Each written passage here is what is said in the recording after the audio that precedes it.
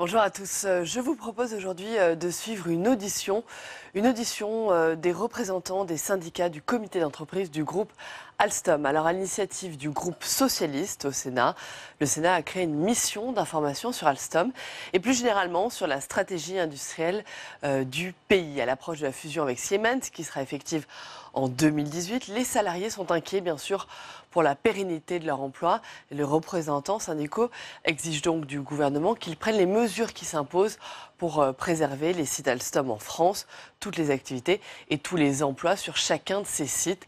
Les craintes portent bien sûr sur les éventuelles économies d'échelle que pourrait pratiquer le géant allemand Siemens. Voilà, donc tout de suite, je vous propose de suivre cette audition.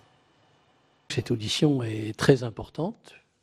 Il y a quelques semaines, c'est M. Poupart-Lafargue qui était ici et qui a donné quelques indications sur cet accord qui était intervenu.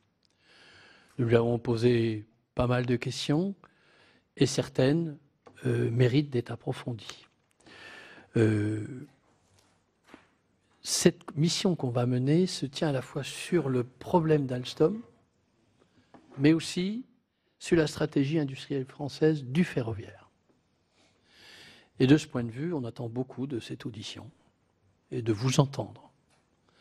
Pourquoi cela? Parce que déjà la question très crue qui se pose, toute simple, est-ce qu'on fait un EADS du ferroviaire ou est-ce que c'est une absorption d'Alstom par Siemens? La question est crue, hein, mais donnez votre avis.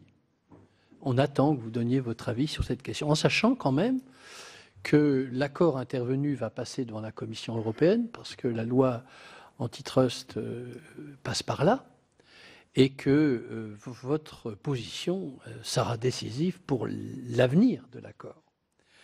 En sachant que créer un EADS du ferroviaire n'est pas une mauvaise idée en soi, parce que les Chinois ont fait de la même chose en Chine, et se préparent à mener une concurrence dure, rude, à l'industrie européenne. Avoir un scénario d'un grand groupe européen nous apparaît une bonne chose. Simplement, est-ce que les choses sont équilibrées aujourd'hui? Quelle est la nature de l'accord qui est intervenu? Quel est son contenu? Est-ce que le fait d'avoir 51%, par exemple, de Siemens dans l'accord, est-ce qu'on ne va pas vers une absorption? C'est des questions que je vous pose et vous en avez certainement d'autres. Voilà. Il y a des engagements qui ont été pris pour 4 ans. Il semblerait qu'ils pourraient être prolongés. Qu'est-ce qui se passera après ces 4 ans? On sait très bien que le ferroviaire est en pleine restructuration et on a besoin d'avoir votre avis sur ces questions. Voilà, la question de l'innovation dans la filière est une question déterminante aussi. La diversification, vous avez vu que les villes, les agglomérations sont en train de se mettre à des modes de mobilité où la question du CO2 est posée avec force. Et le TGV du futur arrive, des commandes très importantes arrivent à partir de 2022. On ne manquera pas, mais qu'est-ce qui se passe d'ici 2022? On ne manquera pas de commandes, mais qu'est-ce qui se passe d'ici 2022? Voilà donc, il y a chez vous aussi un membre du comité stratégique de la filière ferroviaire. Est-ce que la politique de filière industrielle et ses instruments vous semblent suffisamment efficaces pour faire face aux défis actuels? Voilà, messieurs, les questions posées. Le mieux, c'est que vous preniez chacun la parole et que vous nous donniez à la fois vos analyses. Tout sera enregistré. Et à partir de cet enregistrement, bien sûr, la mission d'information que nous menons avec Alain Châtillon et avec toute une série de sénateurs et de sénatrices qui sont ici, débouchera sur un rapport. L'idée, c'est de faire en sorte que l'État français joue tout son rôle dans cette affaire. Est-ce que les choses ont bien commencé ou pas?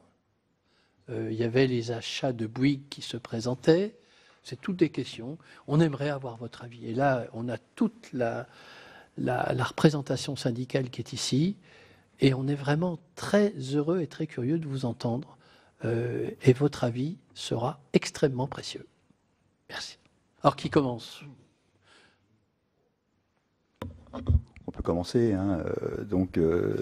Claude Mandard, délégué syndical central CFE-CGC. Vos questions, elles sont à la fois pertinentes, complexes, et ce qui est certain, c'est que aujourd'hui, on aura un certain nombre de difficultés à y répondre avec vraiment beaucoup de pertinence, puisque nous-mêmes, nous n'avons pas tous les éléments pour pouvoir nous forger un avis. Alors comment les choses se sont passées ? En fait, quand la nouvelle est tombée fin septembre, ça a été c'était une espèce de douche froide, parce que on entendait parler depuis plusieurs mois de discussions, Alstom, Bombardier, Siemens, Alstom, bien qu'on n'y croyait pas trop. Et puis quand on posait la question à nos dirigeants, la réponse qu'on nous donnait, c'était: mais vous savez, tout le monde discute avec tout le monde. Il y aura obligatoirement nécessité de consolidation dans la filière ferroviaire, mais aujourd'hui tout est ouvert. Et en gros, 2 jours après, on apprenait qu'effectivement, il y avait des discussions qui avaient été menées secrètement entre l'État et Siemens, et entre Siemens et Alstom. Alors, à notre sens, pourquoi c'était la douche froide ? Pourquoi on n'en a pas entendu parler avant ? C'est parce que nous sommes, alors quand je dis nous, c'est CFE-CGC, je pense que mes collègues partageront le même avis, mais enfin je les laisserai s'exprimer. Nous sommes persuadés que Alstom a été pris de vitesse dans cette opération. Si on revient en arrière, 2014, c'est l'annonce du projet de vente, de cession des activités énergie à General Electric. Octobre 2017, c'est il y a 2 mois, octobre 2017, nous sommes seulement devenus indépendants d'un point de vue réseau informatique et outils informatiques. Avant, nous utilisions les réseaux, les supports informatiques de General Electric, à qui on avait vendu notre outil informatique. Donc en fait, ils nous les sous-louaient, ils nous les louaient. D'accord ? Donc en gros, octobre 2017, nous devenons majeurs, complètement autonomes. Et un mois avant, donc avant même qu'on devienne majeur, on nous annonce un rapprochement avec Siemens. Alors qu'est-ce qu'on nous annonce ? On nous annonce que c'est un mariage d'égo à égo, que nous allons devenir donc un Airbus du ferroviaire européen, etc., etc. Dans les faits, aujourd'hui, quelles sont les informations qu'on a à ce propos-là ? Nous n'avons que des informations capitalistiques.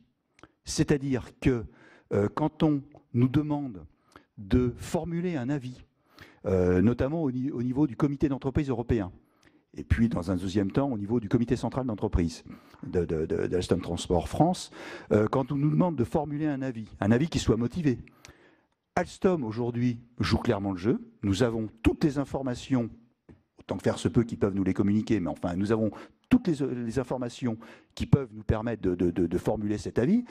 Alors quelque part, nous, c'est pas non plus des grandes découvertes, parce que étant trempant dans la potion magique Alstom, je veux dire, on découvre rien.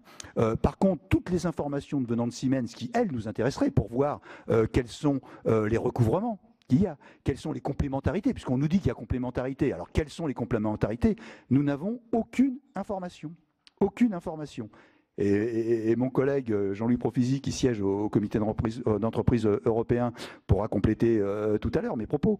Mais encore une fois, hier, Siemens a refusé nettement de nous communiquer des informations des informations qu'on demandait, et ce n'est pas les informations stratégiques hein, sur la charge des établissements, les carnets, le carnet de commandes, la teneur de leur carnet de commandes, leur portefeuille produit, enfin toutes ces informations, pour nous, elles nous sont nécessaires pour formuler un avis.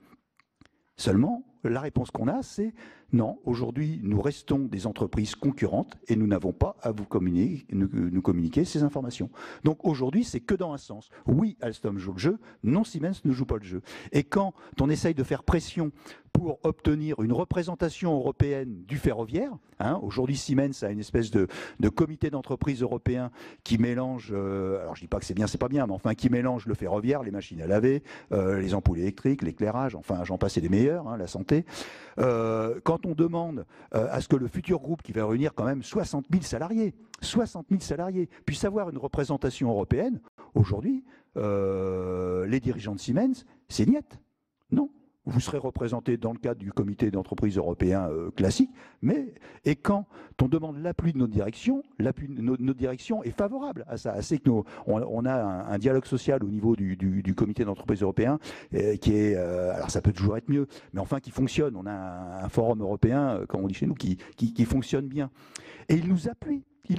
Bon, nous allons faire pression sur Siemens mais ça veut dire quoi ça? Ça veut dire qu'aujourd'hui, avant même que le deal soit fait, notre direction, Henri Poupart-Lafarge, n'a pas les moyens de discuter d'égal à égal avec Siemens pour qu'on ait une représentation européenne du ferroviaire. Mais alors qu'est-ce qu'il en sera quand le deal sera fait? On n'aura aucune représentation, on sera complètement noyé. Donc, ce qui explique clairement, ce sont des premiers éléments qui expliquent notre inquiétude. Alors après, vous parlez de stratégie à 5 à 10 ans. On n'a pas de stratégie industrielle. Quand on pose la question, et alors quelle est la stratégie? On voit l'organisation capitalistique, mais quelle est la stratégie industrielle? On dit, mais ça, ce sera fait dans un deuxième temps. Ah bah ouais, mais enfin, nous, notre avis, il faut aussi qu'on le donne en fonction de la stratégie industrielle. Si la stratégie industrielle, c'est de dire, bah, on rapatrie, par exemple, je dis n'importe quoi, tout ce qui est, bien que ce soit pas n'importe quoi, mais tout ce qui est fabrication des moteurs et fabrication des chaînes de traction à Nuremberg, là où ils ont une usine de plusieurs milliers de salariés, qui va venir concurrencer nos implantations d'Ornans dans le Doubs, qui fait même plus de 300 salariés, et puis notre implantation de Tarbes dans les Pyrénées, qui fait 400, 500 salariés. On va aller où? Comment se projeter si on ne sait pas comment le business il va être réparti sur ces implantations industrielles? Alors on nous dit oui, mais vous avez un engagement comme quoi pendant 4 ans les implantations industrielles elles vont être maintenues.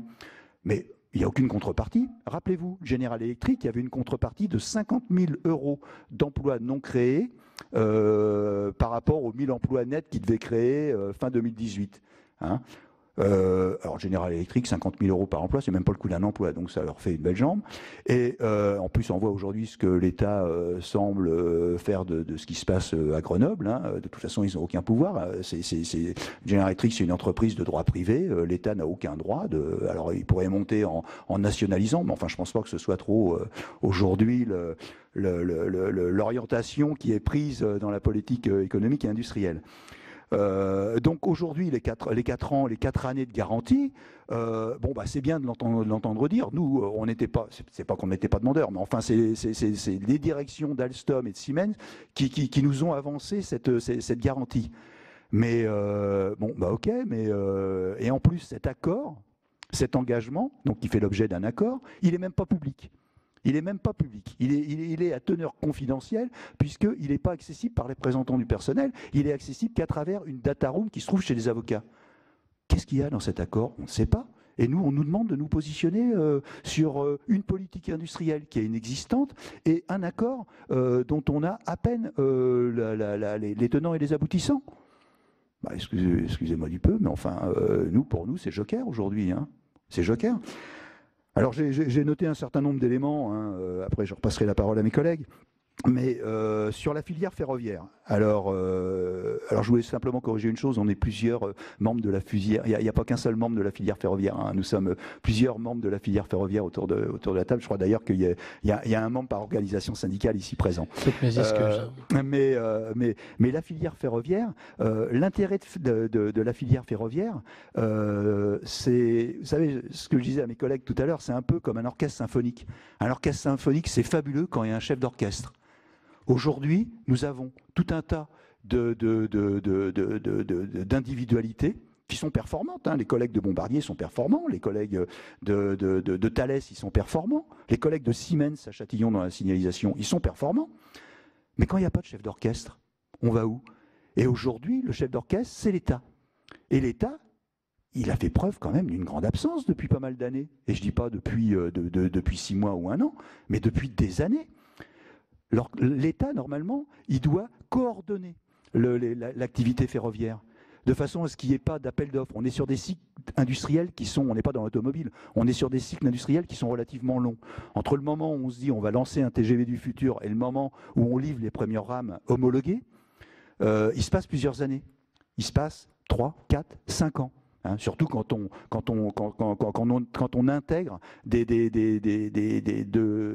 l'innovation. Hein. Aujourd'hui, l'État, il doit éviter qu'il y ait des creux de charge. Des creux de charge, que ce soit chez Siemens, chez Alstom, enfin chez tous nos collègues. Aujourd'hui, chez nos collègues de Valenciennes, nous avons 2 ans de creux de charge.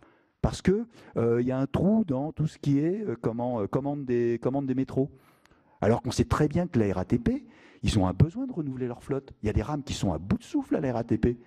Pour prendre la ligne 13 tous les jours, je peux vous dire que c'est plus du transport de public, hein, c'est du wagon à bestiaux.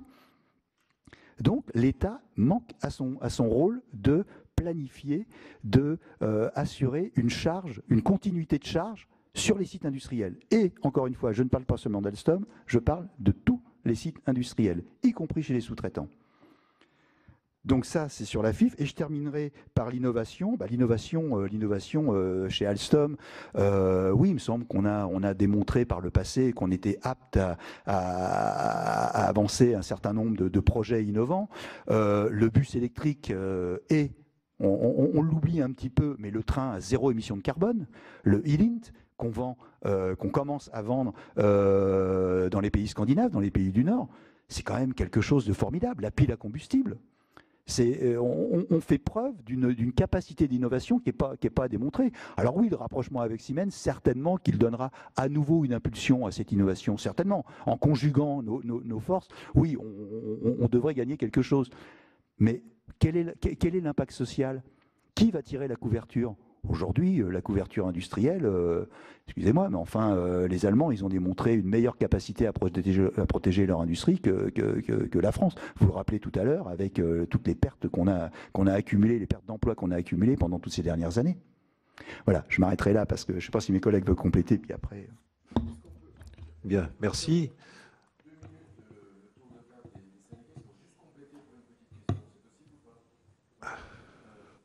Joyandet, sénateur de la Haute-Saône et conseiller régional de Bourgogne-Franche-Comté. Je voulais juste savoir si vous aviez des informations sur le niveau des accords et des engagements qui ont été signés. Parce que moi, j'essaie de comprendre et de trouver et je n'y arrive pas. Est-ce qu'on est sur le plan juridique, est-ce qu'on est dans des accords qui sont définitivement signés, engagements totaux et irréversibles, accompagnés éventuellement d'indemnités au cas où ça ne se ferait pas? Est-ce que j'ai bien compris que l'Europe devait visionner cet accord-là? J'ai bien compris ça. Mais est-ce qu'on est vraiment dans un préaccord qui peut éventuellement être remis en question? Ou bien est-ce qu'on est dans un accord définitif? Auquel cas, nous, on n'a plus qu'à s'intéresser, non pas aux accords potentiels ou pas, mais à la stratégie industrielle pour la question de l'emploi sur notre site. Ou bien, est-ce qu'on doit aussi, dans notre mission, continuer quand même à s'intéresser à où est-ce qu'on en est réellement des accords qui ont été passés, qui ont, semble-t-il, été bénis par le gouvernement. Mais moi, c'est vraiment un sujet, me semble-t-il, qui est absolument capital pour qu'on sache où on en est. Pardon, merci. Tu as raison, c'est exactement ce qu'on a dit en introduction. Voilà, mais donc, pas du tout. Non. Mais, alors, on demande un quart d'heure à chacun des FO maintenant. Oui, si vous voulez. Je ne retire rien de ce que notre collègue a dit. On a une analyse quasi identique. On a très peu d'informations, effectivement, sur cette opération. Sur la forme, une fois de plus, on est mis devant le fait accompli, avec un projet quasi clé en main. Alors, vous nous demandez notre position pour ou contre ce projet, et il faut plutôt se demander si l'on peut être contre et à quoi ça servirait, puisque les deux entreprises semblent déjà d'accord pour s'allier. Les deux gouvernements principaux, allemands et français, semblent également d'accord. Et le tout avec la bénédiction de M. le maire, qui est également favorable à ce projet, puisqu'il a pu rencontrer les deux, enfin surtout Siemens, qui a donc signé un accord avec lui. Alors, on nous parle de lutter contre la concurrence de CRRC. Alors, moi, ça me fait bien rire. Est-ce bien sérieux alors qu'Alstom travaille aujourd'hui avec CRRC? On est bien placé à Ornans pour le savoir, puisque la moitié de notre charge est partie en Chine, et c'est dans une joint venture, une entreprise avec CRRC, donc le fameux ogre chinois qui doit nous manger. Et que Thales, aujourd'hui, signe un mou avec CRRC pour lui fournir une signalisation qu'il n'a pas. Alors, est-ce qu'on est contre les Chinois et on essaie de se battre et d'être compétitif face à eux avec du matériel performant, ou est-ce qu'au contraire, on leur donne tout ce qu'il faut pour nous battre? Bombardier, Siemens ont fait des transferts de technologie en son temps vers les entreprises chinoises qui viennent aujourd'hui vouloir vendre ce matériel sur nos propres terres en concurrence directe avec nous. Alors Alstom n'a pas fait tout à fait la même chose, a préféré s'allier, créer des co-entreprises et donc garder un peu la main sur notre technologie. Mais bon, la technologie, elle est facilement copiable. Et puis, bon, les Chinois n'ont pas de leçons à recevoir de nous dans ce domaine-là. Alors, on sort de la vente d'énergie AGE, où l'on nous a expliqué tout le contraire, qu'on était suffisamment fort, qu'Alstom, vous alliez voir, pure player, enfin, on nous a tout dit, et on serait les meilleurs. On se rend compte qu'il n'a pas fallu 5 ans pour nous dire exactement le contraire. D'ailleurs, à l'époque, Siemens avait fait une proposition de reprendre la partie énergie, mais également faire quelque chose au niveau du transport. On avait rencontré M. Kaiser. À l'époque, il nous avait même dit plus de choses qu'ils nous en disent aujourd'hui. C'est assez curieux. Alors, concernant les modalités de la fusion, elles sont plus que floues. Et le ministre qui les a évoquées devant l'Assemblée nationale ne nous a pas reçus pour échanger. On a été reçus par un de ses conseillers. Ce qu'il nous en a dit ne nous a pas spécialement confortés, parce que même ce que la direction nous a dit ne nous rassure pas plus. On sent que ces engagements, certes, ils semblent exister, ils semblent être dans un accord, mais quand on a un peu le détail, on se rend compte que finalement, Siemens fait une réelle annexion d'Alstom. Bon, ils vont avoir plus de 50% des actions. Au sein du conseil d'administration, ils auront 6 voix, alors que Alstom en aura que 5. Et donc, il y a ces fameuses 4 voies avec veto qu'on nous présente, où notre direction nous a expliqué que c'était sur un certain nombre de sujets, et pas sur tout, et que c'était d'abord sur un changement de périmètre, alors à la hausse, à la baisse, et puis pour des suppressions d'emplois de plus de 500 salariés. Alors, vous vous rendez compte, ça laisse de la marge à Siemens pour faire ce qu'il entend pendant les 4 ans qui viennent. Donc il n'y a pas de garantie vraiment sérieuse sur le domaine. Et puis on n'a pas de garantie non plus avant le closing. Le closing, donc, c'est le moment où la vente sera effective. On nous dit garantie pendant 4 ans à partir du closing. Avant le closing, les Allemands, nos collègues d'IG Metall, semblent avoir signé un accord pour préserver et les sites et les emplois dans leur pays, l'Allemagne. On essaie d'avoir la même chose au niveau français, voire européen. On a bien du mal à avoir une réponse favorable. En tout cas, on nous dit, mais vous vous rendez compte, on ne peut pas supprimer des emplois aujourd'hui, surtout dans le contexte. Je ne suis pas si sûr que ça ne se fera pas. On a plusieurs établissements qui sont en difficulté. On a parlé de Valenciennes. Mais si on continue comme on a commencé, vous avez vu que Belfort l'année passée est passé tout près du coup près. Nos collègues d'Etré, de Reichshofen, d'ici 1 an ou 2, seront dans la même situation. On a du mal à renouveler nos carnets de commandes. En tout cas, le plan de Belfort a permis de reculer l'échéance.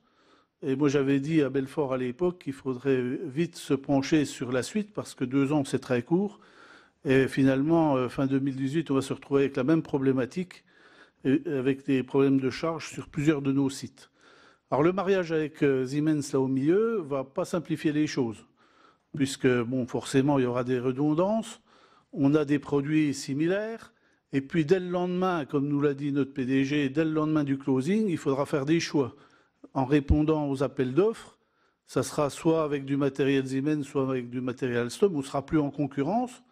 Et donc, suivant les choix qui seront faits, eh bien, on saura tout de suite quel est l'avenir de nos sites, puisque si bien sûr on ne répond pas à des appels d'offres avec des produits de certains de nos sites, on aura bien sûr des sites en difficulté et donc des effectifs qui vont continuer de décroître.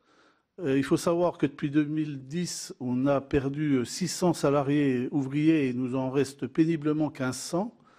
On a encore 1000 intérimaires. Hein, bon. On a perdu 600 également agents de maîtrise, techniciens et administratifs. Donc là, il nous en reste un peu plus de 1000. La population cadre, qui est à peu près à 4500, reste stable.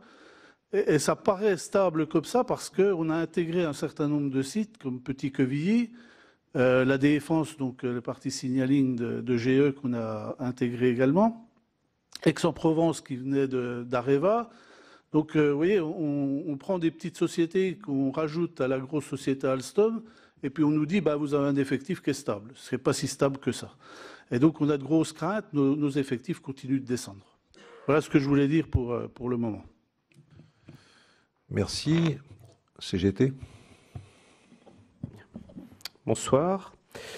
Monsieur le Président, Monsieur le rapporteur, Mesdames, Messieurs les sénateurs, sénatrices. Je suis donc Boris Amorose, ingénieur cadre au siège d'Alstom et coordinateur adjoint groupe pour la CGT. Donc le mercredi 20 septembre, au cours du comité central d'entreprise ordinaire, notre direction, à l'ensemble des représentants, n'avait aucune annonce à nous faire. Et le vendredi 22 septembre, la direction d'Alstom confirmait à la presse qu'un rapprochement était en cours de discussion. Le mardi 26 septembre, notre direction réunissait son conseil d'administration pour lui faire entériner le plan de donation à Siemens des activités de transport d'Alstom. C'est-à-dire, hormis les co-entreprises minoritaires avec General Electric, les dernières activités du groupe Alstom. L'ancienne CGE, GEC Alstom, bref, tout cet historique de l'industrie électromécanique française qui a traversé le XXe siècle, prise comme un tout, un système. À nouveau, comme en 2014, les représentants des salariés et des organisations syndicales ont été sciemment tenus à l'écart, alors que les directions d'Alstom et de Siemens, avec les gouvernements, collaborent sur ce sujet depuis de nombreux mois, en lien avec les gouvernements allemands et français. Malgré une demande intersyndicale, nous n'avons d'ailleurs pas eu de rencontre avec Monsieur le ministre de l'économie sur ce sujet. Nous n'avons eu qu'une rencontre avec le conseiller industrie du ministre, ce qui n'est clairement pas à la hauteur de l'enjeu. Précisons au passage que la rencontre de Belfort, évoquée par le ministère, avait pour objet uniquement le suivi du plan de sauvegarde de Belfort de 2016. Nous sommes d'ailleurs demandeurs toujours des accords conclus entre Siemens, Alstom, le gouvernement français, le gouvernement allemand, protégeant, à ce qu'on nous dit, les sites français et allemands pour 4 ans après la fin du closing. Nous avons vu avec le cas d'Alstom Power, passé à General Electric, qu'il faut bien lire les petites lignes aux conditions du style « sauf changement des conditions économiques » ou « sous pénalité d'une sanction de tant d'euros par poste supprimé ». Pénalité qu'il est ensuite facile de provisionner. De plus, actuellement, Alstom a un carnet de commandes pour 5 ans, donc s'engager pour 4 ans n'est pas bien lourd. Mais certains signaux récents nous inquiètent déjà. avec la fermeture du site de Preston en Angleterre, la fermeture des activités hardware dans l'établissement de signalisation de Rochester aux États-Unis, ou bien la filialisation de l'activité bus électrique de NTL en une nouvelle filiale, Alstom NTL. En 2014, la CGT estimait déjà que le groupe Alstom n'était pas à vendre. À l'époque, l'argument du PDG était de dire que le groupe avait un lourd endettement et qu'il n'avait plus les moyens financiers pour la partie énergie. Aujourd'hui, c'est celui de la concurrence chinoise qui justifie l'opération de fusion capitalistique avec Siemens, dans les médias notamment, en accord avec le gouvernement. Mais l'entreprise d'État CRRC, qui restera de toute façon plus grosse, n'est pas le premier concurrent d'Alstom. Ce sont plutôt des petits et moyens constructeurs, comme Škoda, CAF, Talgo, Nevag, Stadler, Hyundai, qui grappillent des parts de marché. CRRC est et restera un concurrent, de toute façon plus gros qu'Alstom, ou Alstom Siemens, que nous affrontons déjà sur nombre d'appels d'offres à travers le monde. Alstom et d'autres fabricants aussi gagnent fréquemment des contrats face à lui. Mais c'est aussi un partenaire dans plusieurs co-entreprises. Un point important à considérer est que CRRC a un actionnaire stable et pérenne, à savoir l'État chinois, et dispose de possibilités financières à travers les banques chinoises. Certains constructeurs, comme Talgo, CAF ou Siemens, ont d'ailleurs aussi des solutions financières avantageuses avec certaines banques. Alstom, de l'autre côté, c'est, par exemple, hors dividendes réguliers, 5 milliards que nous donnons aux actionnaires, que nous brûlons même aux actionnaires avec les opérations General Electric et Siemens. Alstom est aujourd'hui un groupe solide.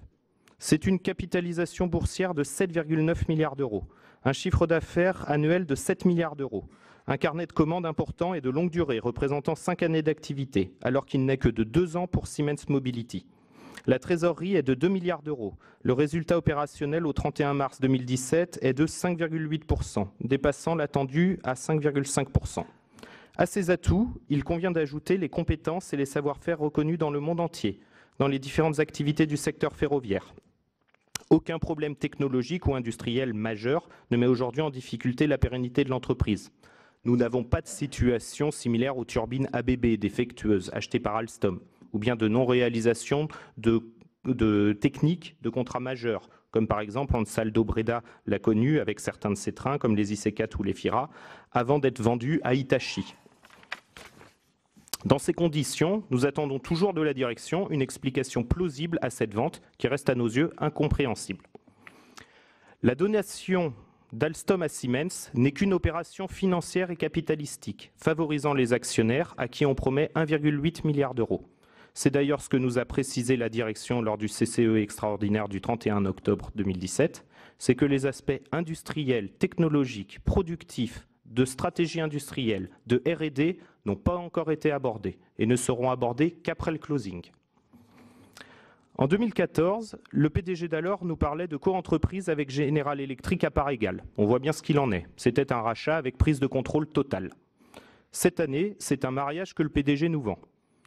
La division Mobility de Siemens serait autant absorbée par Alstom qu'Alstom serait absorbée par Siemens. En fait, le montage capitalistique est pourtant clair. Alstom Siemens devient tout simplement la filiale ferroviaire à plus de 50% du groupe Siemens, qui d'ailleurs verse 0 centime d'euro dans l'opération et qui aura le contrôle complet. Comme le ridicule ne tue pas, on veut nous démontrer qu'il s'agit d'un bon mariage. Le siège serait basé en Île-de-France, mais il peut très bien consister en un bureau de M. Poupart-Lafarge, avec une boîte aux lettres et un secrétaire. La cotation serait faite à la Bourse de Paris, ce qui ne change pas grand-chose pour l'activité réelle ou pour les actionnaires d'ailleurs. Le PDG serait maintenu, ce qui fait au moins un employé qui est sûr de conserver son emploi.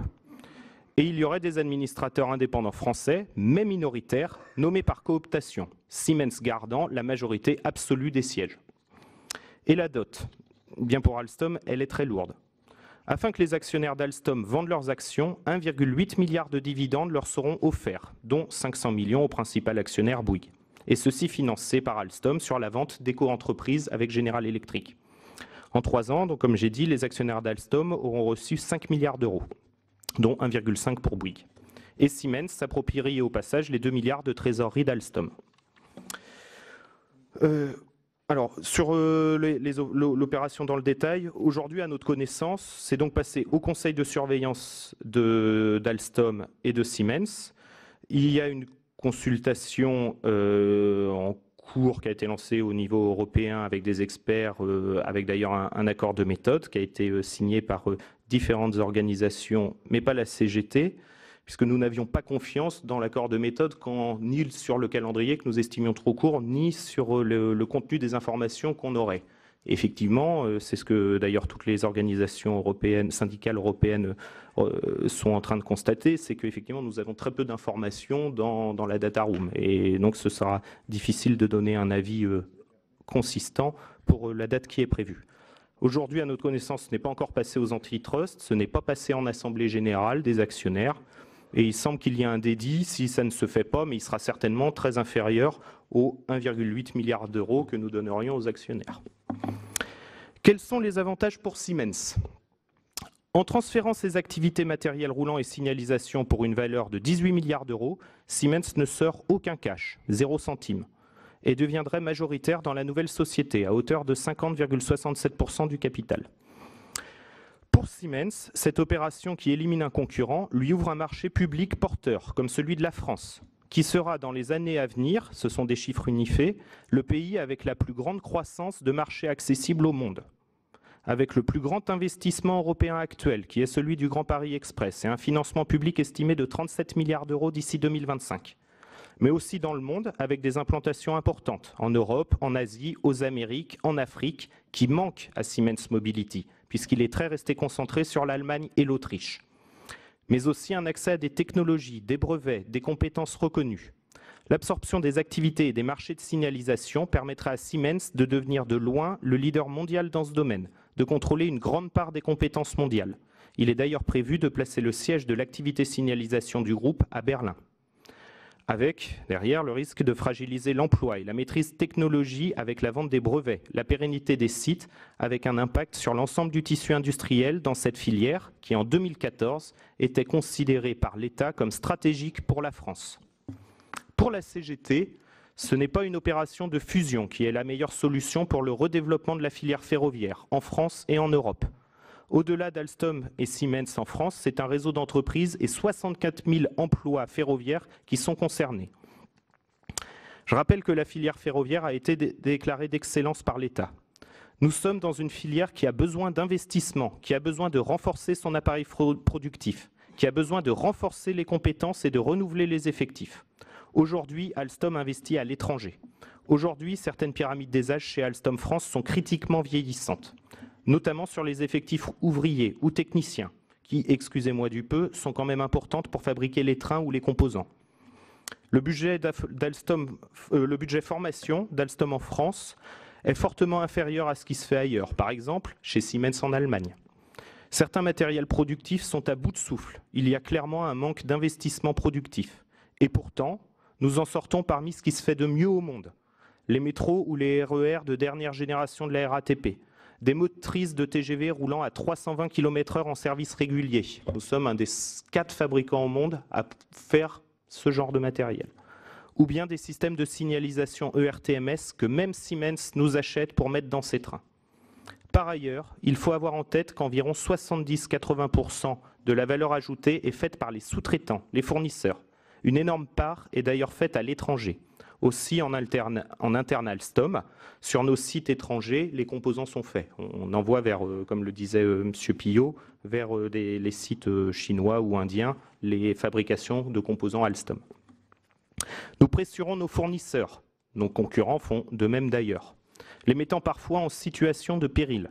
Certains ont déjà fait faillite pour des impayés, étant certes déjà en situation fragile. Les pourcentages d'achat sur les low-cost country, les pays à bas coût, visent à être maximisés sur les projets, sans pour autant que les équipements produits soient forcément au final moins chers à qualité équivalente.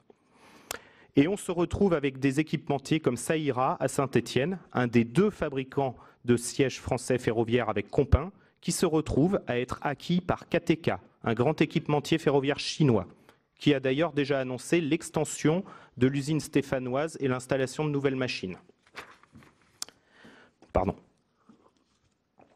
Pour la CGT, l'abandon d'un fleuron industriel comme Alstom n'est pas acceptable et est un contresens au regard des défis du transport des passagers et du fret nécessaires pour répondre aux questions environnementales et sociales. La CGT s'oppose à cette opération qui favorise les actionnaires et vassalise l'avenir industriel. Le gouvernement est responsable, avec les dirigeants d'Alstom, de ce scandale qui mérite un débat national. Et nous remercions le Sénat d'avoir ouvert une mission d'information sur ce sujet. Rappelons d'ailleurs que l'essentiel, la quasi-totalité des commandes dans le ferroviaire sont issues de commandes publiques, que ce soit les mairies ou au niveau de l'État ou par les opérateurs. Ce que nous proposons, dans l'optique de renforcer ce fleuron industriel national, mais aussi européen, qu'est Alstom, mais aussi de renforcer la filière ferroviaire, s'articule en 5 axes, que nous appelons plan B. Celui-ci a l'avantage de proposer une vision industrielle, une stratégie pour l'activité, là où le projet de donation d'Alstom à Siemens se contente aujourd'hui d'absorber des aspects purement financiers, des aspects purement financiers et capitalistiques. Premièrement, l'État devient actionnaire par le rachat des actions de Bouygues, qui cherche à se retirer du capital, pour une valeur de 2,2 milliards d'euros. Il deviendra ainsi un actionnaire stable et de référence. Deuxièmement, est créé un groupement d'intérêt économique entre Alstom et Siemens dans un premier temps, voire avec Bombardier ou CAF, qui est présent à Bagnères de Bigorre. Ce GIE, de dimension européenne, serait adossé à un plan de développement de projets importants, de projets innovants, par contre, que ça passe par les modes d'alimentation, que ce soit l'hydrogène ou d'autres modes d'alimentation, la révolution numérique, les trains autonomes, enfin plein de projets innovants, permettant un saut technologique et la relance de formation et d'emplois qualifiés autour d'un plan d'investissement partagé et de recherche commune. Chaque société s'y inscrirait dans un cadre stratégique commun sur plusieurs années, axé sur la coopération et non sur la rentabilité financière à court terme. Ceci permettra, et c'est essentiel, aux fournisseurs, équipementiers et petites et moyennes entreprises de pouvoir s'impliquer dans un écosystème maîtrisé par l'ensemble de la filière, chaque société gardant sa maîtrise de gestion sociale et commerciale. Le voici, ce que vous parliez d'un Airbus, d'un EADS, c'était ce point-là. C'est l'essentiel. Troisièmement, le niveau européen et les gouvernements s'engagent pour définir un plan d'aménagement du réseau du transport ferroviaire, tant passager que fret. Des éléments existent déjà, avec les corridors européens de fret par exemple. Il convient de les développer. Ceci pourrait s'articuler avec la création d'un pôle public européen des opérateurs du transport ferroviaire. Quatrièmement, un plan définira également les besoins futurs entre les différents acteurs, qu'ils soient opérateurs, autorités de transport ou constructeurs, dans les différents domaines du ferroviaire, qu'il s'agisse du TGV, du fret, du grande ligne, de l'interrégional, au niveau des mégalopoles ou bien de l'urbain, à court, à moyen, à long terme. Les prévisions de l'UNIFE soulignent que la plus grosse part de croissance pour les années à venir dans l'activité ferroviaire sera en Europe de l'Ouest, et notamment en France. Enfin, auront lieu des assises du ferroviaire en France et un plan stratégique pour le développement des capacités industrielles et du transport sera initié, en lien avec la COP23 qui s'est tenue à Bonn. Une vision industrielle, d'emploi, d'investissement, de recherche et de projets innovants est absolument nécessaire pour des besoins futurs dans le cadre de la transition écologique et énergétique. Je vous remercie. Merci. CFDT. Merci, Monsieur le Président. Merci le rapporteur, ainsi que l'ensemble des sénatrices et sénateurs qui sont autour de cet hémicycle. Nous, à la CFDT, on n'est pas effectivement encore dans un plan B. Par contre, sur l'Airbus du ferroviaire, c'est pas du tout ça. Ce qui est en fait, c'est simplement une fusion-absorption. C'est Alstom qui absorbe Siemens Mobility, qui est encore une société qui n'est pas encore créée chez Siemens, qui va le faire durant 2018. Mais en fait, à la finale, c'est quand même, on donne les clés de la boutique de ce qu'on va créer pour donner ça à Siemens et on sera une filiale. Donc on sera une société assez grosse, effectivement, 60 000 personnes qui seront dedans, normalement. Et le groupe Alstom disparaît, se dissout complètement dans cette société-là. Je pense que ce n'est pas une bonne chose. Ce n'est pas une bonne chose pour l'industrie française. Je pense que l'État ne nous répond pas, ne nous reçoit pas, ne veut pas nous écouter, ne veut pas discuter avec nous. On n'a pas d'informations de l'État sur la projection industrielle de ce qu'ils veulent faire sur le ferroviaire en France, mais aussi en Europe, aussi bien pour l'énergie, puisque Alstom aujourd'hui, c'est OK le transport, mais il n'y a pas que le transport. Il y a encore des co-entreprises dedans qui sont sur l'énergie, et je pense que c'est important de parler du renouvelable, qui est les éoliennes, qui est le solaire, qui est des grosses productions hydrauliques. Je pense là, il y a un grand marché européen qui est devant nous. Il y a un rétrofitage qui est fait pour les rénovations de toutes ces centrales hydrauliques en France et en Europe. Pour quelle raison? Aujourd'hui, l'État est très muet et il ne veut pas discuter avec Alstom, il ne veut pas discuter avec les représentants syndicaux tels qu'on est. Ça, c'est le premier point. On n'a pas d'information de l'État et je pense que c'est là le bas qui blesse. OK, il peut y avoir un plan B pour moi, pas de problème. Mais on ne sait pas la teneur des accords qui a été fait entre l'État et Siemens. Il y a des choses, c'est mis dans la data room ce jour, il n'y a pas très longtemps, il y a 2 jours. Ce n'est pas si vieux. Nos experts regardent ce qu'il y a dans la data room et nous disent, bah oui, l'accord est tombé dedans, mais c'est un accord auquel on ne peut pas vous donner les informations. On peut s'en donner simplement une tendance, savoir si c'est un bon accord ou un mauvais accord.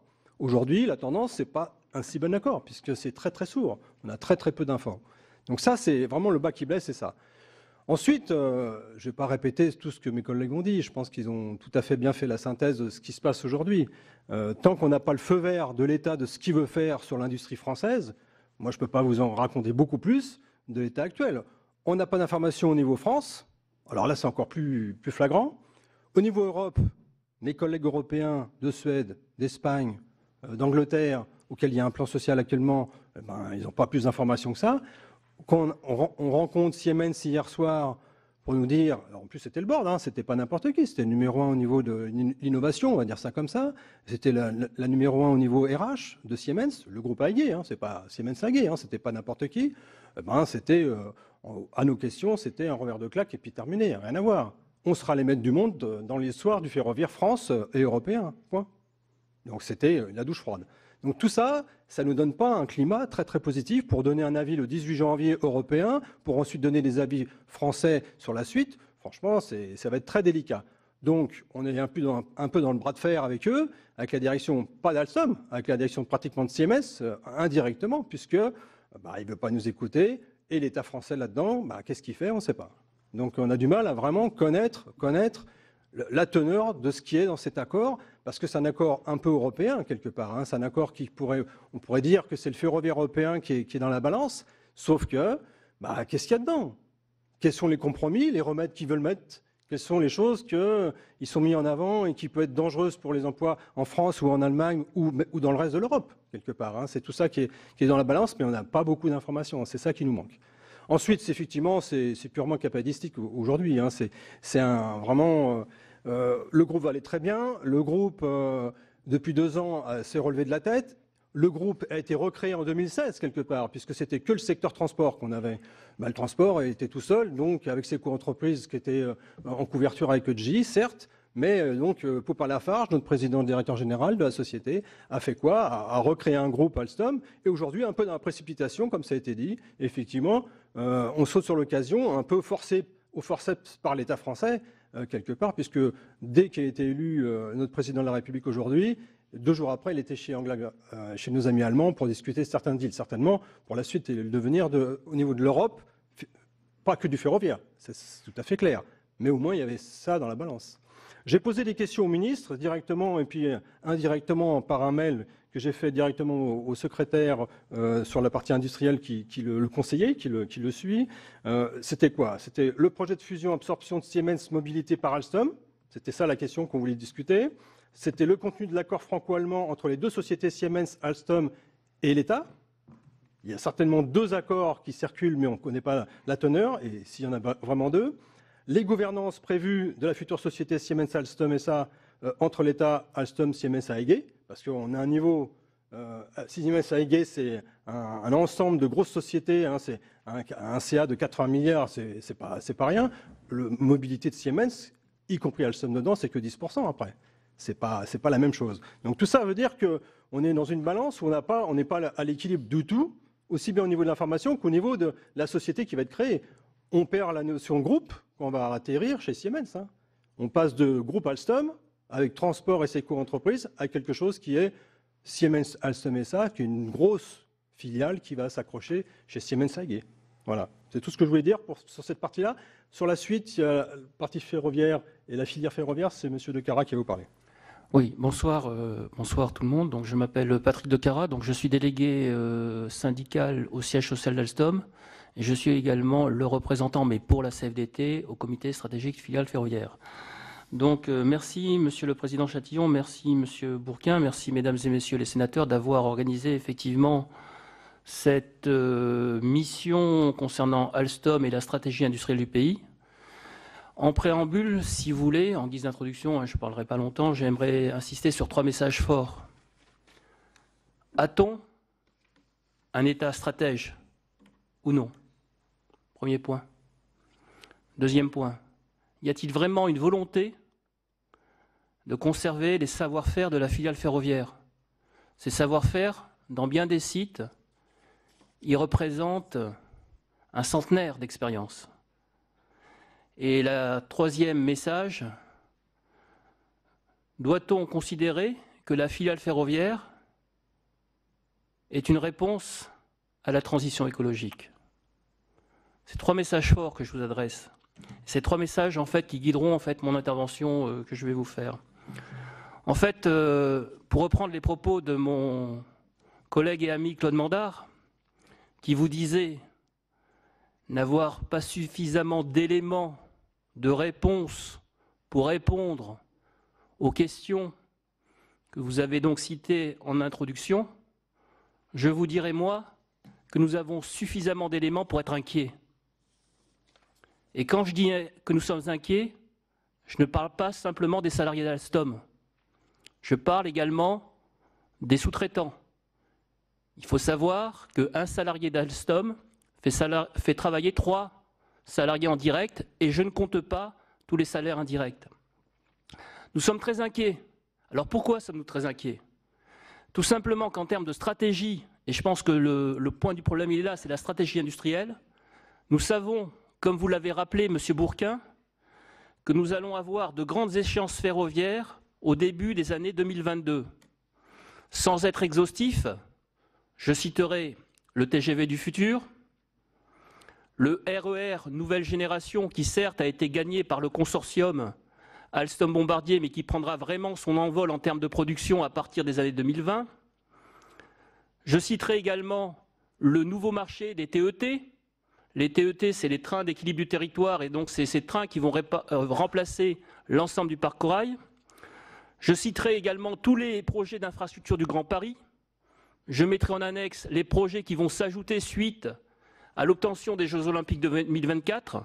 Et pour être complet, je citerai également le renouvellement du parc de la RATP, de l'ensemble des parcs de métro qui devraient intervenir dans les années 2020. Donc comme vous le voyez, nous allons avoir de grandes échéances au début des années 2023. Donc la question est, est-ce que en fait Alstom et ces sites pourront répondre à toutes ces commandes? Eh bien, la question n'est assurément pas assurée. Alors pourquoi elle n'est pas assurée? C'est là qu'effectivement qu'intervient le dossier Alstom-Siemens. C'est que, si vous voulez, nous avons rencontré récemment, comme l'ont dit mes collègues, non pas le ministre, mais un de ses conseillers, qui nous a fait état de 3 accords en cours, enfin 2 plutôt, et nous en y avons rappelé un. Donc il y a un premier accord entre l'État et Alstom. J'y reviendrai. Il y a un deuxième accord entre l'État et Siemens.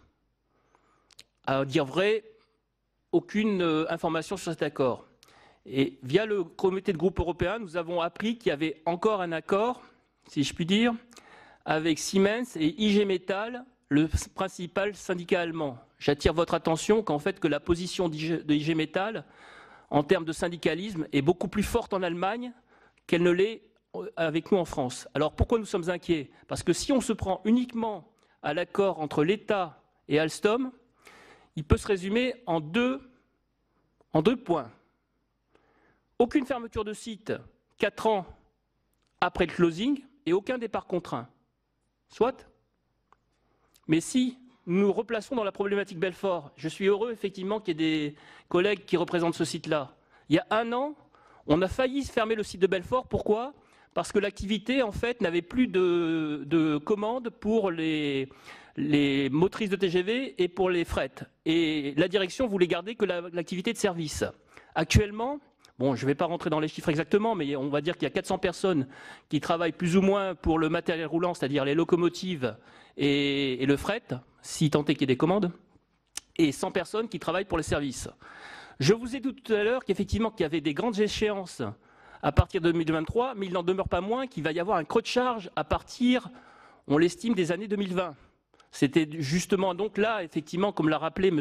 Pillot, l'objectif du gouvernement précédent de donner un ballon d'oxygène pour permettre à Belfort de combler ce creux de charge. Or, en fait, sur ces 3 promesses tenues par l'État, une seule a été réellement tenue, c'est celle des 15 TGV français.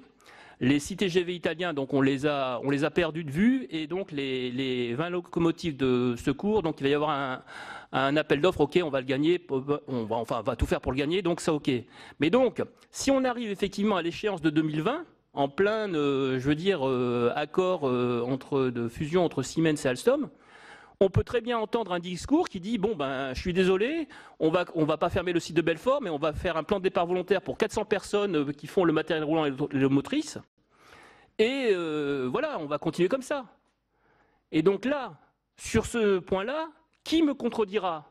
Qui me dira non, nous allons garder les activités de matériel roulant et de locomotive de fret à Belfort? Pour l'instant, personne. Personne ne m'a contredit sur cet argument.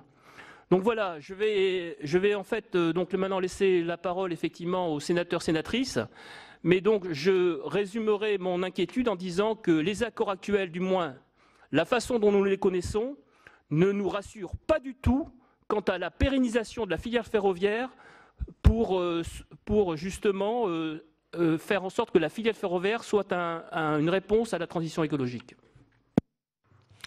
Merci. On vous laisse 3 minutes. Ça va? Qu'ensuite les Merci, sénateurs. Monsieur le Président. Merci à tous de cette audition.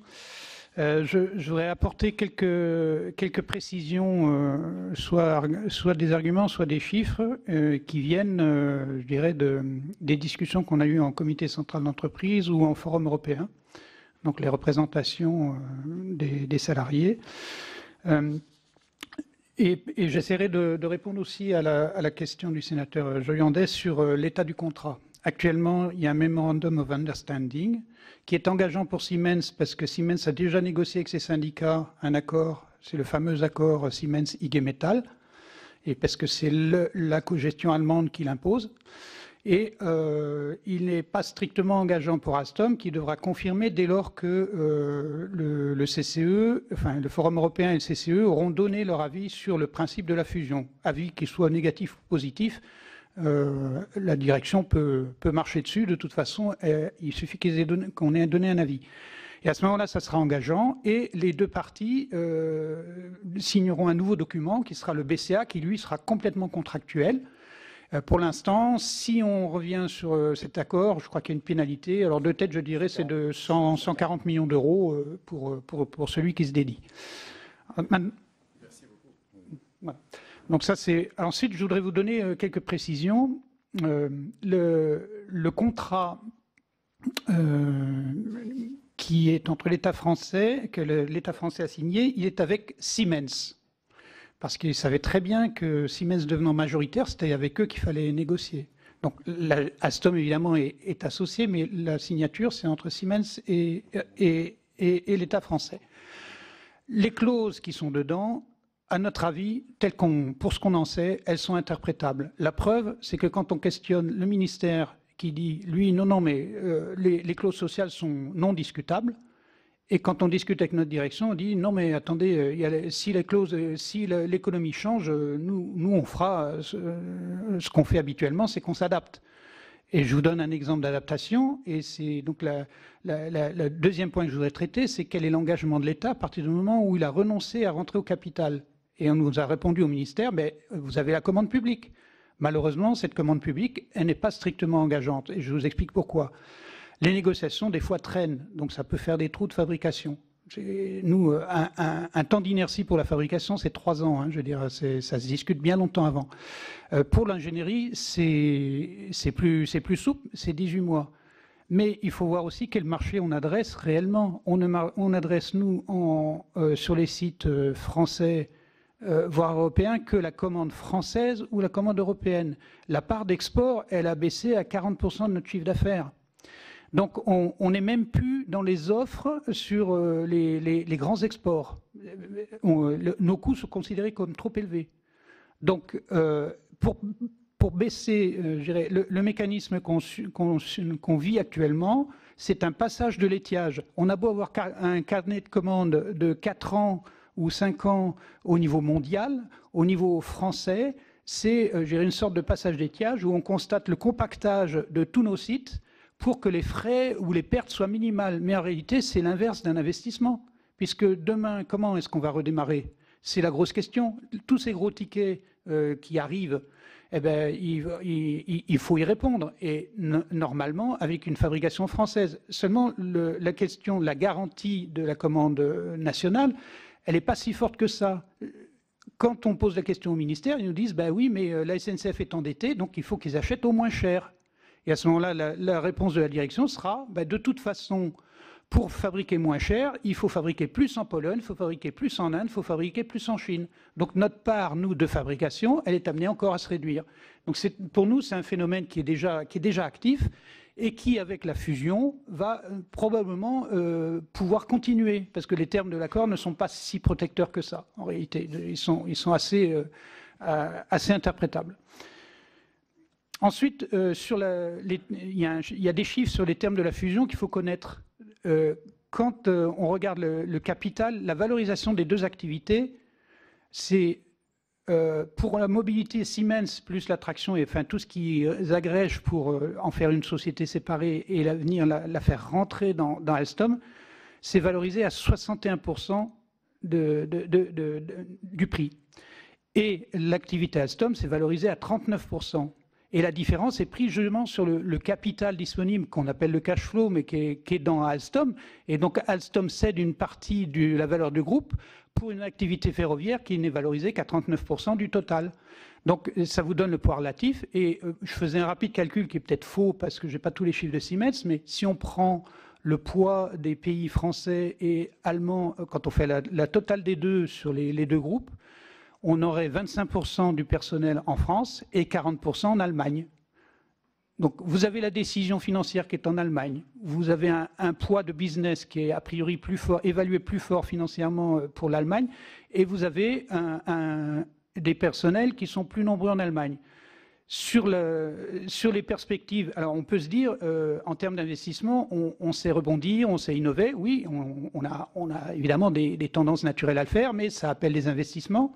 Et des filialisations de nouvelles activités, c'est aussi pour appeler d'autres investisseurs, parce que le schéma de...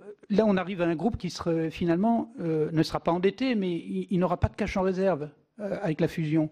Donc on va continuer à être stressé pour sortir du cash plutôt qu'à dégager de l'argent pour investir. Et je dirais, nous, en période d'innovation, même la R&D fera partie des facteurs de synergie. Donc ça, c'est pas pour nous inquiéter, je veux dire. Hein. Donc, alors certes, on peut faire les choses plus intelligemment, mais nous, ce qu'il faudrait, c'est qu'à ce moment-là, il y ait une révolution d'innovation qui nous permette d'augmenter très fortement nos activités dans le digital. Mais prenez le cas de Siemens, dans le digital, ils sont bien plus nombreux que nous, notamment sur la signalisation, et leur division de l'usine du futur, la Digital Factory, elle n'est pas associée pour l'instant à cet accord de fusion. Donc on sera dépendant du bon vouloir à appliquer à leurs filiales des technologies qu'on cherche aussi à acquérir par des associations. Voilà, je voulais donc dire que nous, on reste inquiets. On a comparé par rapport à d'autres solutions. C'est la meilleure solution pour Siemens. La seule solution alternative de fusion-acquisition qui aurait été française et qui aurait donné une autonomie, elle passait certainement aussi par un maintien au capital et elle associait probablement Bombardier, Alstom et Thales. Et Thales, ça ne s'est jamais fait. Il y a toujours eu un interdit. Donc, on n'a jamais pu envisager cette hypothèse. Écoutez, merci. Voilà, j'ai peut-être pris plus que 3 minutes. Merci à vous tous pour votre éclairage. Je crois que les éléments que vous nous apportez étaient indispensables au questionnement que nous nous posions je pense qu'un certain nombre de questions, on se les posait nous aussi, mais d'autres également, et d'autres initiatives, nous tenons à les saluer et vous dire combien on va être attentif sur ce dossier. Je dirais aux membres de la commission qui sont là qu'on va discuter entre nous sur les opérations. Je crois que c'est plus simple pour avoir, entre-temps, je l'espère aussi, les réponses des dirigeants. Et nous verrons si on revient vers vous. De toute façon, on y reviendra avant la fin de notre mission, c'est-à-dire au moment où nous aurons véritablement les éléments qui nous permettront, je ne dis pas de conclure, mais au moins d'analyser correctement ce qu'on n'est pas dans la capacité de faire aujourd'hui. Voilà. Bon, ceci étant, si 2, 3 sénateurs ou sénatrices veulent poser une question, ensuite vous vous répartirez les tâches pour répondre. Mais on va le faire assez court parce que je crois qu'on a maintenant bien enregistré tout ce que vous nous avez dit. Vous avez été très complet. Et voilà, mais je ne veux pas empêcher tel ou tel de poser une question s'il le souhaite. Monsieur Bigot. Oui, Jacques Bigot, sénateur du Bas-Rhin. Une question très, très brève. Mais d'abord, vous remercier de toutes vos informations. Mais chaque fois qu'on a travaillé sur les problèmes d'Alstom, on s'est rendu compte que nous, les élus, nous avions besoin de rencontrer les organisations syndicales et que nous avions des informations par votre biais. Et que, par contre, souvent, nous ne les avons pas, ni de l'entreprise, ni du gouvernement, quel qu'il soit d'ailleurs. Moi, la question toute simple, vous parlez d'un protocole d'accord entre IG Metall et Siemens. Quelles sont vos relations avec IG Metall ? Qui est quand même une organisation syndicale, on est en Europe, et parallèlement à IG Metall, qui est un syndicat unique, comment est-ce que vous vous organisez en intersyndical pour essayer d'avoir le poids que peut avoir IG Metall face à Siemens? Bonjour, Benoît Bourlier, Alstom Villeurbanne. Donc justement, on a eu du mal à établir des contacts, soit via le Forum européen, soit via nos confédérations. Et donc demain, nous aurons une première réunion à Francfort avec donc des collègues d'IG Metall pour échanger pendant 2 heures et une réunion qui est prévue aussi mi-janvier. Donc on espère pouvoir échanger avec ces représentants et avoir une meilleure vision, parce qu'on dit oui, Siemens a signé un accord avec IG Metall, l'organisation en fait en Allemagne est bien différente de la nôtre, et donc de fait de rencontrer nos homologues à Francfort et après à Bruxelles permettra un peu de découvrir un peu plus de choses. Je pourrais compléter simplement qu'effectivement demain on va rencontrer IG Metall qui est donc un syndicat fort chez Siemens, donc on veut avoir des réponses par rapport à l'accord qu'ils ont signé avec Siemens et IG Metall, voir un peu le contenu. On a des éléments puisque nos amis de la CGT ont pu discuter avec IG Metall et avoir effectivement en allemand je dirais une trace de la signature de cet accord. Donc c'est intéressant d'avoir maintenant de vive voix la réponse d'IG Metall par rapport à nos questions et leurs questions aussi. Il y a les gens de Siemens qui vont pouvoir venir là-bas discuter, de France d'ailleurs, qui vont pouvoir discuter.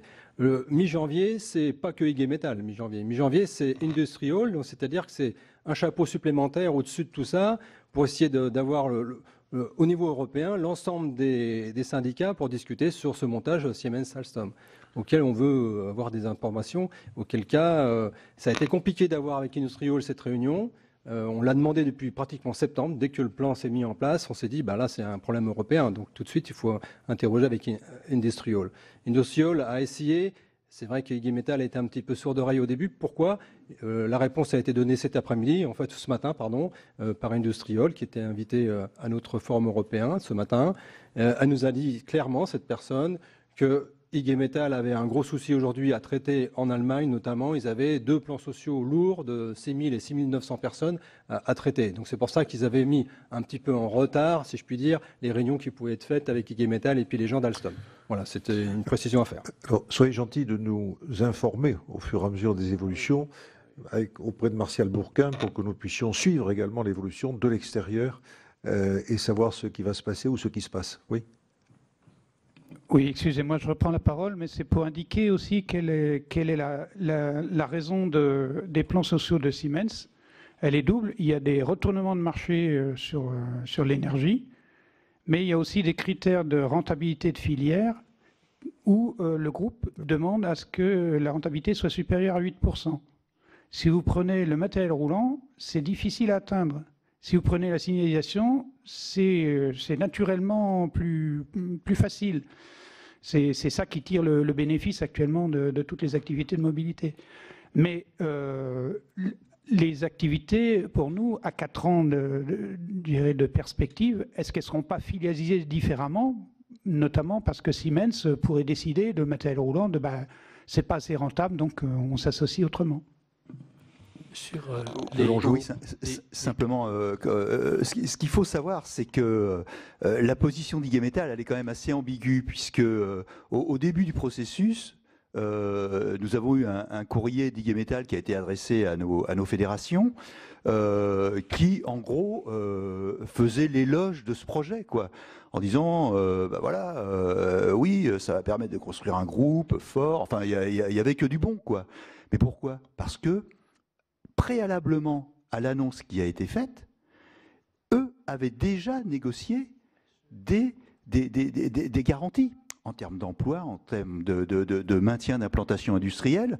Alors nous, évidemment, quand on nous annonce une discussion avec Siemens, premier réflexe, c'est qu'on est vachement prudent, surtout quand on sort d'un rapprochement avec GE qui nous promet création de 1000 emplois nets, et puis où on parle de plans sociaux à tour de bras.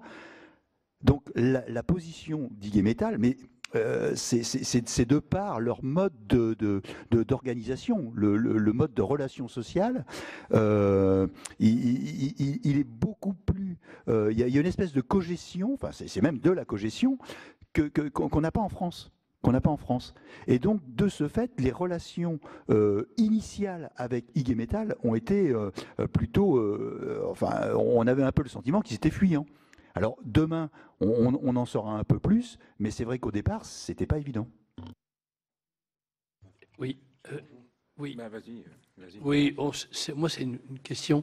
Avec la loi antitrust, vous allez être auditionné et votre avis sera décisif. Hein. Écoutez, moi, je vais vous donner un exemple. Hein. Je vais vous donner un exemple. Forcia a vendu à Plasticomium. Par exemple, je suis du pays de Montbéliard, hein, Forcia, hein, ça, tout le bloc avant, c'est passé devant la Commission européenne, et la Commission européenne a refusé 22 sites. Ça veut dire quand même que vous avez un certain pouvoir encore, et surtout l'échange qu'il y a eu et la négociation qu'il y a eu entre IG Metall et l'État allemand, il doit y avoir au minimum la même chose en France. Moi, quand le ministre est venu ici, quand j'ai posé la question d'actualité, je lui ai dit « Les syndicats veulent vous rencontrer, rencontrez-les ». Il m'a dit « Oui, je les rencontre ». Mais ce n'est pas par un membre de son cabinet. Vous devez avoir, mais c'est le minimum des choses, et pas seulement sur 4 ans, une assurance sur la pérennité des sites et des emplois, sur la question de la recherche-développement. Est-ce que demain les sites français seront des sites de pur assemblage? Il y a des vraies questions qui se posent avec une acuité particulière. Parce que tout à l'heure, je crois que c'est vous, M. Amoros, qui avait dit Siemens Mobility, je regardais, c'est 8,8 milliards en cotation en bourse. Alstom, je n'avais pas tout à fait les mêmes chiffres, c'est 7,4, mais ça peut être pour 0 euros, hein, on prend la direction d'Alstom. Et c'est quand même un changement énorme. Et là, sur une question comme celle-là, au moment de cette audition, vous aurez ces auditions. Moi, j'ai vu, j'étais en relation avec les syndicats de Forcia sur ces questions. Vous allez avoir un impact. Avant cette négociation-là, vous devez demander à l'État la même chose qu'ont eu les Allemands. Quel est un minimum de vision sur la filière et les sites? Les Allemands l'ont eu, pourquoi vous ne l'auriez pas? C'est une question que je vous pose. Hein. crois que c'est une égalité de traitement justifiée. Et par ailleurs, la vraie question qu'on peut se poser, nous, au-delà d'Alstom, et donc qu'on va se poser avec toi très rapidement, c'est comment est gérée l'Agence des participations de l'État? Qui décide, qui fait quoi? Et si, en fonction des gouvernements successifs, on change de braquet ou au contraire, on limite la progression ou on veut céder des participations, il faudrait que les choses soient clairement affichées pour que nous le sachions tous. Et lorsque je dis nous le sachions tous, les élus qui sont en principe en charge du contrôle de l'État. Oui, je me permets de réagir justement sur le fait de cet engagement de l'État. Donc bien entendu, nous dénonçons le fait que l'État ait renoncé, donc, comme il était possible, à prendre la participation des actions Bouygues. Et ça, nous le regrettons de manière, je veux dire, nous n'avons pas de mots, quoi. Même les salariés sont déçus dans les sites. En fait, pourquoi? Parce que je parlais il y a 1 an de l'épisode Belfort. Mais ce qui nous avait un peu aidé au Belfort, c'est qu'effectivement, il y avait 2 personnes de l'État au conseil d'administration. Et nous avions utilisé ce levier pour dire non. Belfort fait partie du patrimoine écologique de la filiale ferroviaire. Belfort a un avenir, et il a même un avenir aujourd'hui, puisque je peux vous dire que la locomotive H4 Bimod qui a été présentée récemment, elle pourra recevoir bientôt la pile à hydrogène. C'est quand même une réponse claire et nette à la transition écologique. Où est l'État? Où est l'État stratège? Nous sommes vraiment, excusez-moi, donc mes propos peuvent paraître assez forts, mais nous sommes vraiment très remontés sur cette capitulation de l'État. L'État doit être stratège et considérer effectivement que la filiale ferroviaire, c'est la filière de demain. Je veux dire, nous devons penser à nos petits-enfants, nos arrière-petits-enfants, etc. Eux, à un moment donné, ils vont dire pourquoi les trains, la France n'est plus capable de construire de trains. Qu'est-ce qu'on pourra leur répondre? Sénateur Longeau. Oui, merci, Président.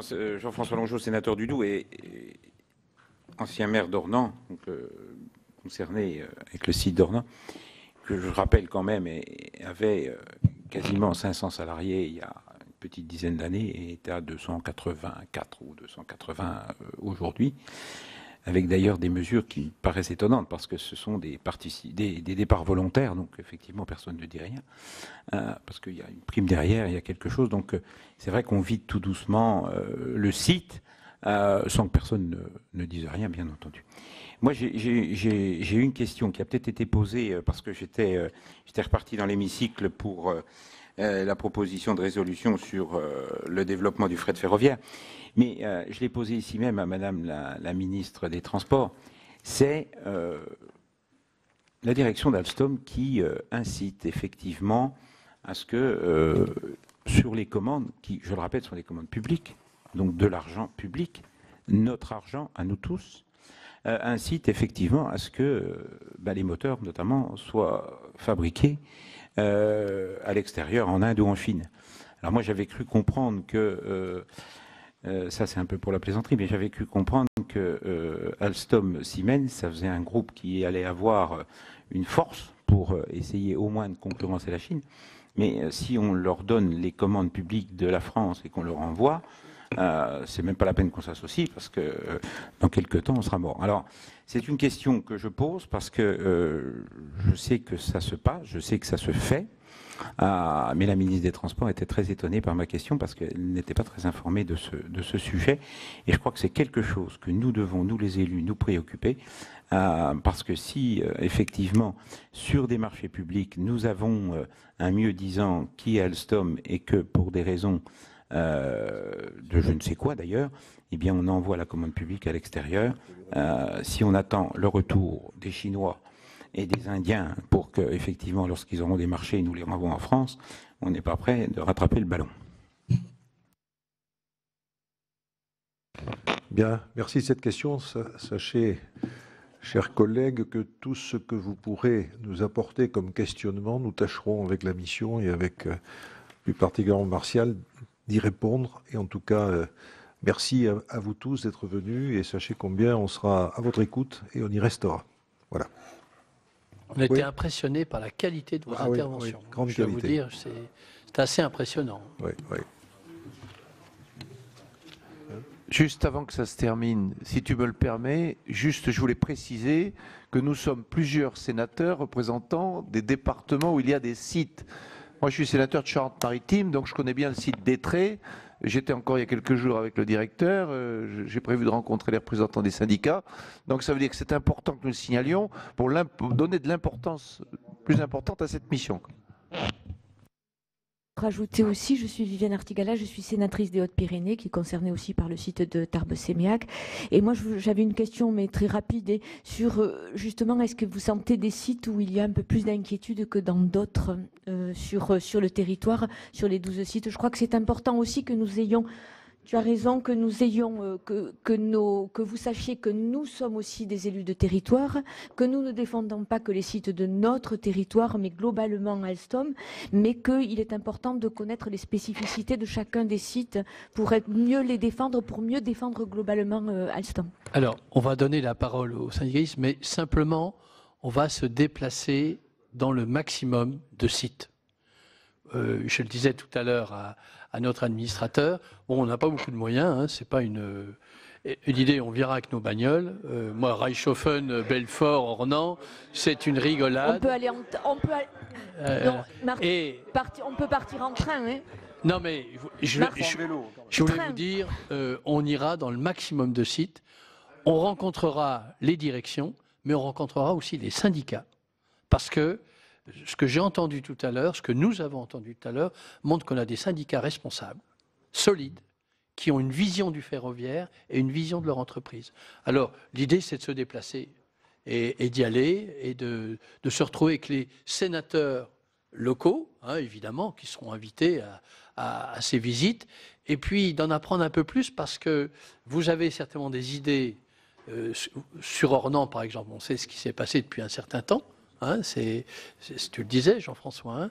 Sur Belfort, le trou dans la commande publique, Monsieur Provisi, vous avez eu raison, hein, parce qu'avant, les ministres étaient venus, il n'y avait pas de problème, puis tout d'un coup, on s'aperçoit qu'il y a un trou dans la commande impressionnant.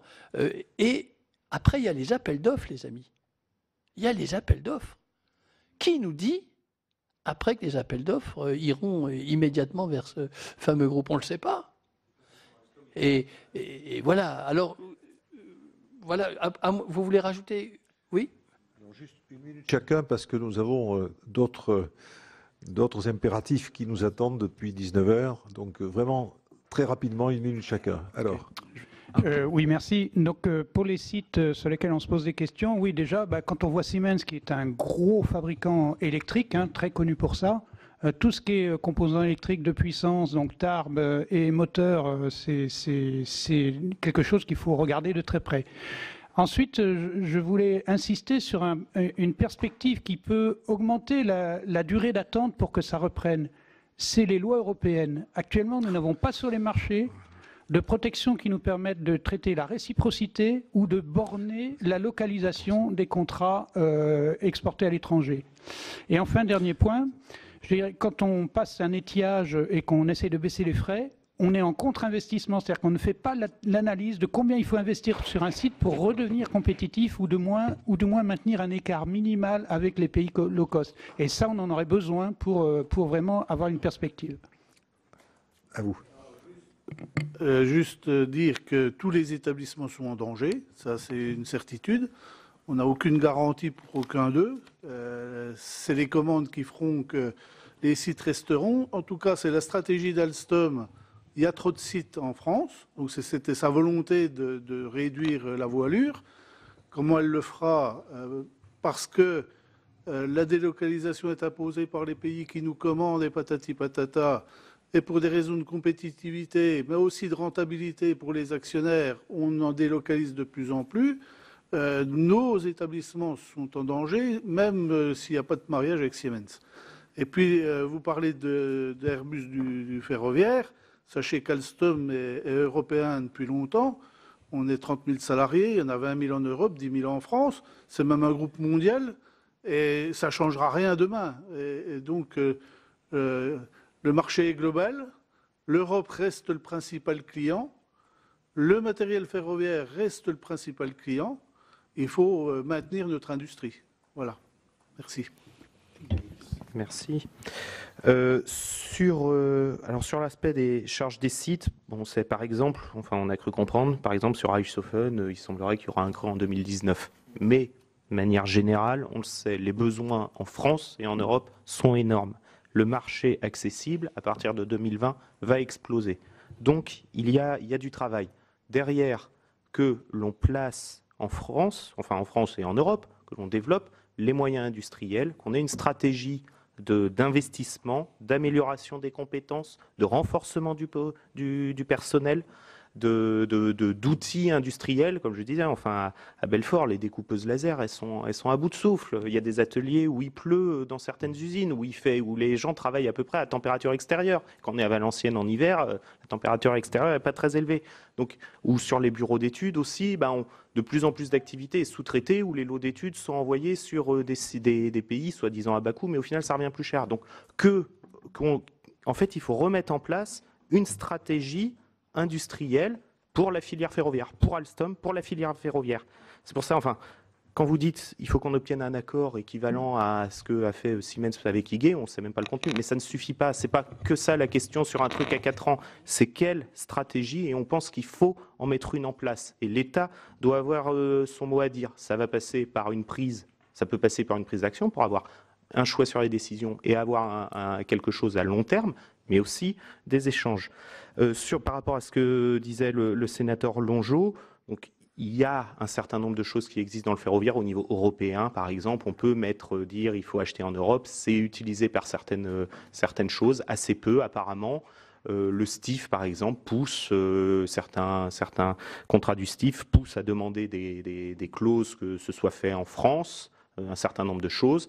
Les constructeurs essaient de s'en défausser, des fois, de les contourner.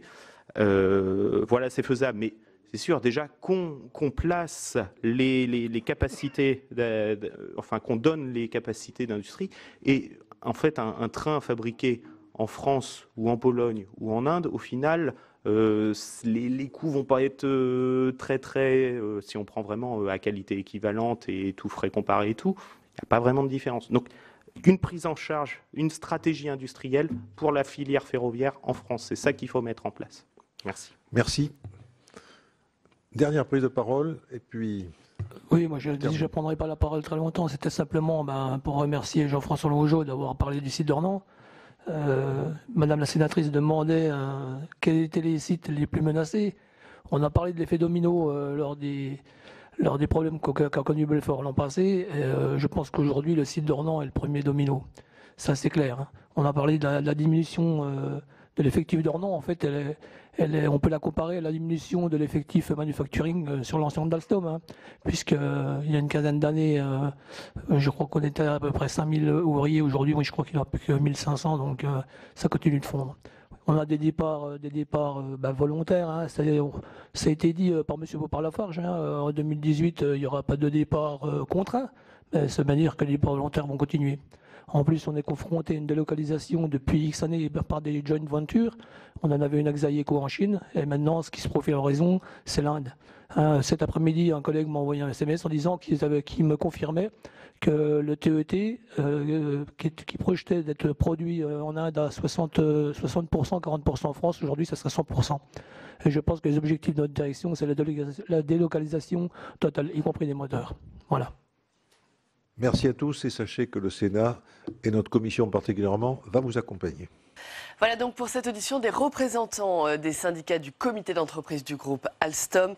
À l'initiative du groupe socialiste, le Sénat a créé une mission d'information sur l'avenir d'Alstom et puis plus généralement sur la stratégie industrielle du pays et l'approche de la fusion avec Siemens qui sera effective en 2018. Les salariés sont bien sûr inquiets pour la pérennité de leur emploi. Les représentants syndicaux exigent donc du gouvernement qu'il prenne les mesures qui s'imposent pour préserver tous les sites Alstom en France, toutes les activités et tous les emplois sur chacun de ces sites. Voilà donc pour cette audition. Vous pouvez bien sûr revoir ce programme sur notre site internet publicsénat.fr.